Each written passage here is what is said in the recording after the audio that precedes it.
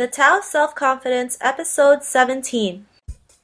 Welcome to the Tao of Self-Confidence, where I share stories of outstanding women finding their inner journey to self-confidence 5 days a week.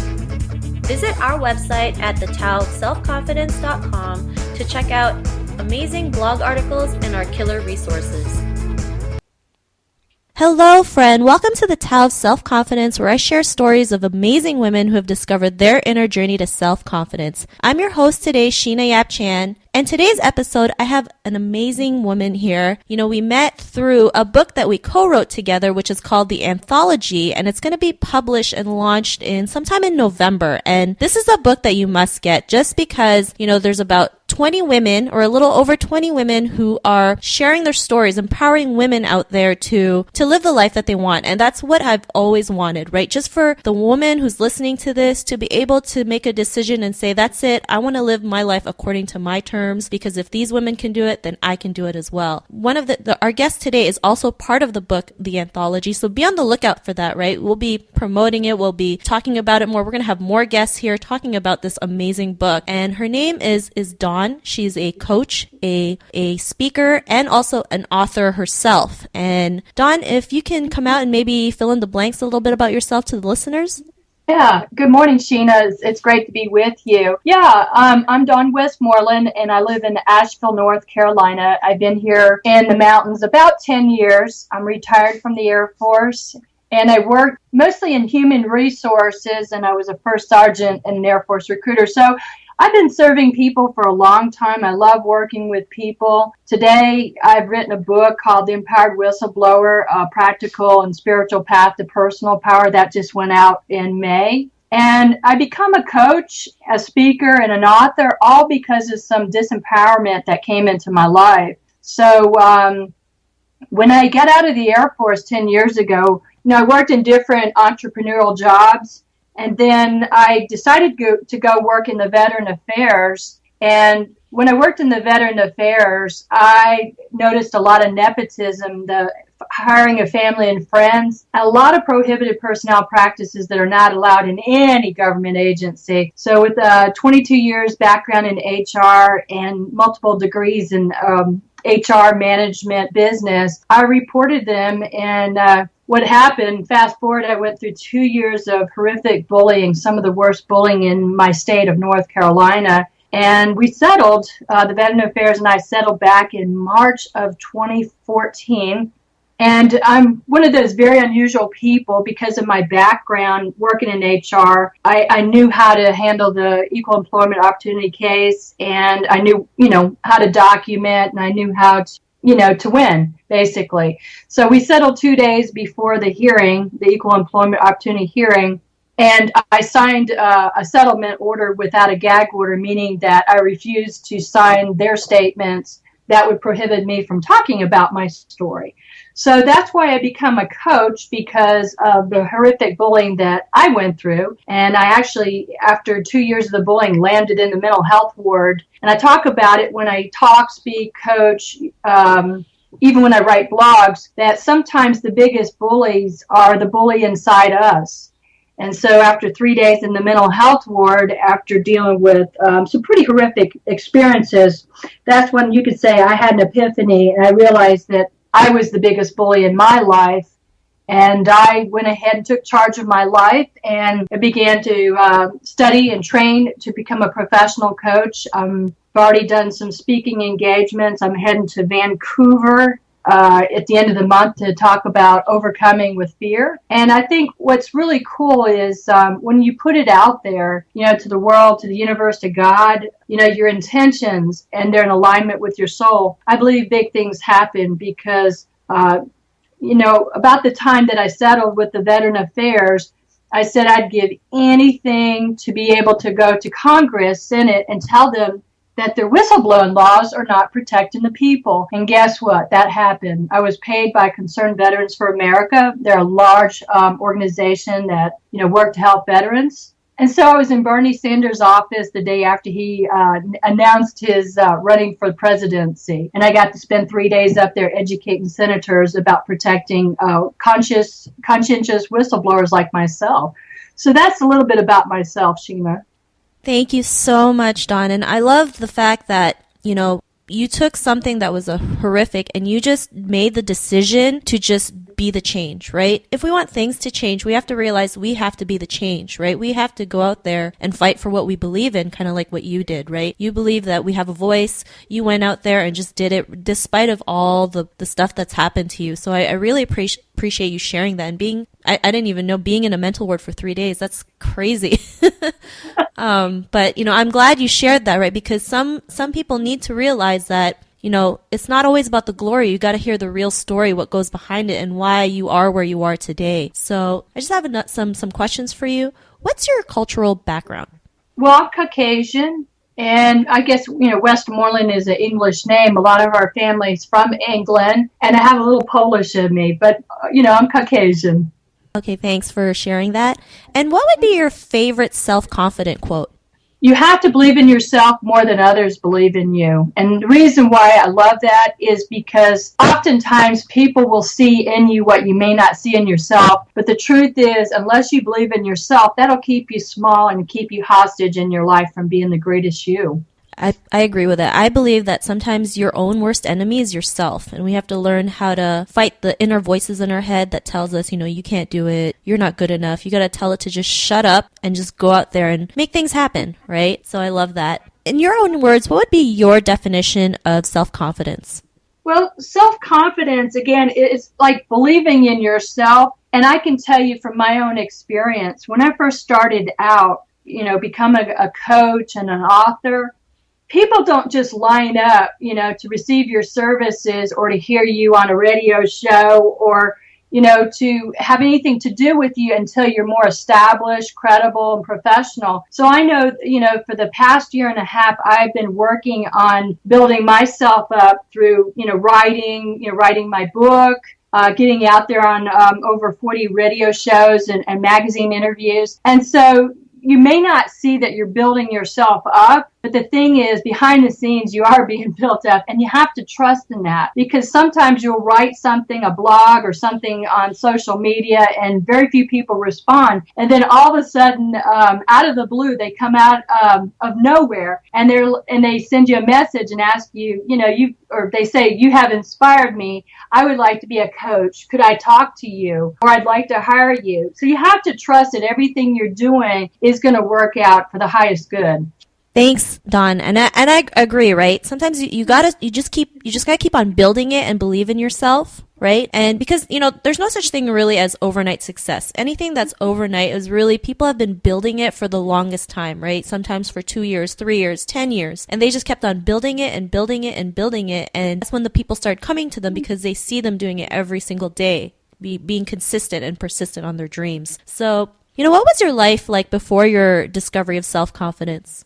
My life was pretty much that of a victim. I wrote about it in my book, and I talk about it when I go out speaking. I grew up in a dysfunctional family. My father left us and at a young age, and that was kind of a gift in itself because I realized it gave me the gift of independence. I, as a child, was molested by a trusted community member.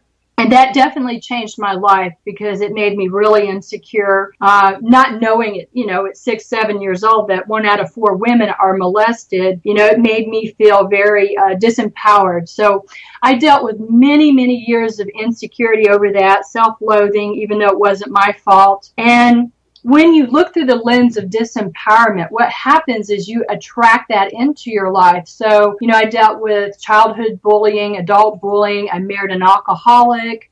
A lot of things happened because I was in a different space, a different place, you could say. And I just only saw myself as a victim. So I brought in a lot of victim circumstances because of that. So it's once I really got that, epiphany, as I say, that 3rd day in the mental health ward, I got to take a shower that day. And I looked in the mirror, and the person I saw was pitiful. And I didn't like that person. And I decided I'd never, ever allow myself to feel like a victim again. And it was when I took charge that everything changed. I had to take 100% charge of my life. That's when everything changed. Thanks for sharing that. And it's so true, right? I mean, we attract what we think, right? And a lot of women out there who've been, molested, I apologize that happened to you, but they feel like it's always their fault that this happened when it's really not their fault to begin with. And it doesn't help when we have, certain laws that allow men to do that, right? I mean, not just in America. I mean, even in Asia and in Afghanistan, they treat women like, they're a piece of meat. And then they're at fault for something so horrific that happened to them. And this is how we start thinking of these bad things like, oh, maybe it was me. Maybe I did something wrong. That's why I was punished. No, right? I mean, things happen. You can realize it and take awareness of it and then use it to either empower you or disempower you. Am I correct, Dawn? Oh, you are absolutely correct. And, I tell people, if you can see the gift or the silver lining in everything, then that's when you become more empowered, because I can tell you that going through that has made me have more empathy for others, and it's made me more of an advocate and humanitarian. And recently I went to a big conference, a women's conference in Dallas, and ironically I met another woman who also had went through childhood molestation, and today she works in human trafficking to stop it. So a lot of times, when we go through these rough situations, if we can see the gift in it, now, I can see that this lady and myself, we're doing more to help others that are going through it so they can get on the other side of empowerment. I love that, and I'm a big supporter of ending like human trafficking, child marriages. Like, when I hear stories like that on YouTube or on the internet, it breaks my heart, and society doesn't help either when we tell women to say, be the good girl, don't make any noise, just, stand there and look pretty. And, we have to tell women out there, you have a voice. Go out there and speak your voice. You're here for a reason, right? Because the more we oppress women, the more these things are happening. I mean, the rates of human trafficking keep on going up, and it's 2015. How are we supposed to, empower women when we tell them to shut up or not say anything? So, I'm also a firm believer, like, we need to end things like this. And the only way to do that is to show women that they have a voice. They can stand up and be their own person, be able to change the world and be able to create their own income, and there's various ways we can do it. And this is why, I decided to do this podcast so that women out there who can listen to this, they can say, oh my God, right? This woman's story just helped me realize that I can do whatever I want if I just put my mind to it. So, Dawn, you mentioned that, being in the mental was your aha moment, and you realized, you looked in the mirror and you said, I'm never going back to this person again, right? What's your life like now after that realization or after that aha moment? Well, it wasn't an easy flip. I didn't just go from disempowered to empowered overnight. As I said, I took 100% accountability of my life, because I realized a lot of the things I were attracted that were negative were my own fault because of my thinking. So I had to really reframe my thinking, and I had to look at all the gifts in my life through all these different things that I went through. My father leaving me at a young age. He gave me the gift of independence. All the other disempowerment. It taught me to be a humanitarian, to help others. So today my life is pretty good. It's pretty peaceful and very calm. I still have troubles at times. It's not like you magically become better. I just, I get to think each day, how am I going to live my life? Am I going to be a thriver, or, am I going to be a victim? Well, I don't want to be a victim. So today is pretty good. I would say I'm living my soul's purpose with great joy, because I'm getting out there, I'm speaking, I'm writing, I'm connecting with others. And this is the stuff that I love. I love seeing others get lifted too. So today it's a whole different world, and it's definitely a happier one. I love that, right? Every day is a new day. Every day is a new beginning to start something new. For all the listeners out there, don't worry about the past. That's not your circumstances. You can always change your future in an instant. And I mean an instant. So Dawn, to the woman who's listening to your episode, listening to your story, being inspired, what would be the one tip you would give to the listener about their inner journey to self-confidence? Well, you can't beat yourself up for your past. And I can tell you that I did that for many, many years. And that is the inner bully that's, taking charge of your life.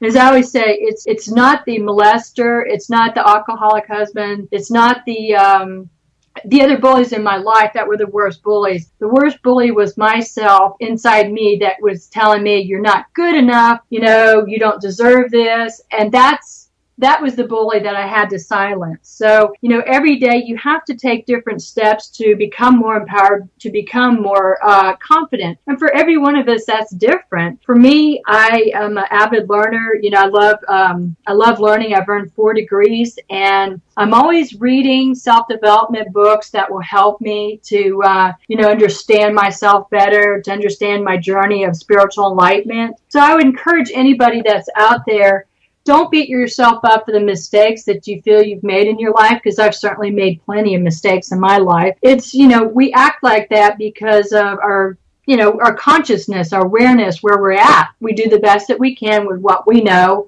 and so do other people. So the best thing is to learn from everything that happens in your life. Don't repeat things that are not good, and keep doing the things that empower yourself. Don't listen to that inner voice that will keep you small, because that inner voice is nothing but like a gremlin in you that's trying to protect you and keep you small. Let go of that gremlin and just let them know, that you've got it, that you can move forward, that you can do anything that you want to. The only person that's going to stop you is yourself. That is great advice. And it's true, right? Our inner voice can really just screw up our minds a lot. And there was one interview that I did, and she said, you got to take the inner voices, put it in your hand, and squash it like the bug that it is. And I like that, right? Because it's just a bug. It's small, and you can squash it anytime. So, Dawn, if anyone wants your coaching services, where can they reach you? Or, if they would love to be in contact with you, is there a link or a website that we can go to or check out? Yes, you can check out my website. My website is Dawn, just like the morning. That's my first name, Dawn Marie Westmoreland. That's WESTMORELAND.com. And then I have a contact form. I also offer a complimentary 20-minute coaching session with me. So if somebody's out there that's really wanting to find their voice, their strength and personal power, I would invite them to contact me and ask for that complimentary 20-minute session. If you heard that, listeners, Dawn is offering a free 20-minute coaching consultation. So I would grab that. If someone's offering you something, take it. It's a gift, right? Take the gift. Be thankful for it, and check out her website. And if you want, you can head over to the Tao of Self-Confidence and search for Dawn's name. Her show notes will pop up along with everything else we talked about. And I just want to thank Dawn for taking her time to share her journey with you and the listeners out here. It's been an amazing time. Dawn, your story has even inspired me, right? Knowing where where you were and where you are now is a big change in your life. I can imagine, right? Yeah, it is. Thanks, Sheena. I love telling my story. I love telling it because I think all of us have stories in our life, and it's important that we own our stories, not our stories own us. That's so true. And to everyone who's listening to this, you do have a story out there that can inspire the world, that it can inspire at least one person who needs to hear it, right? They just need your story so that they can be inspired and go take their own action. So that's about it. Be on the lookout for another new episode of the Tao of Self-Confidence, and thanks for listening. I'll catch you later. Bye for now. Thank you for connecting with us on the Tao of Self-Confidence. Visit thetaoofselfconfidence.com for links to everything we chatted about, as well as killer resources, gifts, and so much more.